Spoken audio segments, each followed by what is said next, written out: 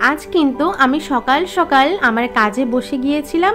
এই যে টপটা দেখতে পারছো, এটার এই কালারটা কিন্তু আমি করেছিলাম, কিন্তু তারপরও আমার মনে হচ্ছিল যে কিছু তো নেই এই টপে।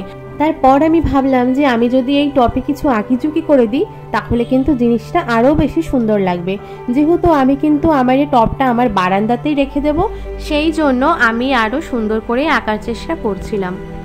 তো আমি ভেবেছিলাম প্রথমে একটু নর্মালের মধ্যেই আঁকাবো। প্রথমেই যদি একটু অতিরিক্ত আঁকায় আমি জিনিসটা বুঝতে পারবো না, তো আমি একটা নর্মালের মধ্যে ইমোজি আঁকার চেষ্টা করছিলাম। আর পরে আমি যে কোনো ভিডিও দেখে বা ছবি দেখে আমি পরে কিন্তু আরও ট্রাই করব, আর অবশ্যই তোমাদের সঙ্গে শেয়ার করব।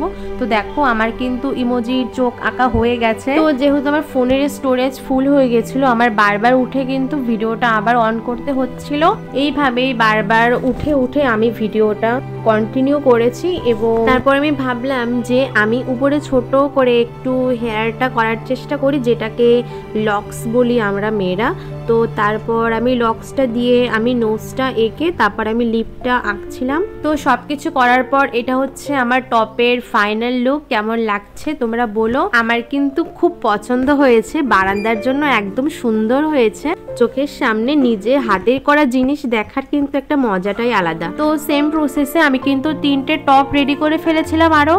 এবং আমার কাছে যেহেতু আর রং ছিল না, তো আমি একটা হলুদ রং এনেছি কিনে, সেটা দিয়েও আমি একটা টপ ডেকোরেট করব, আর যেটা অবশ্যই তোমাদের সঙ্গে শেয়ার করব।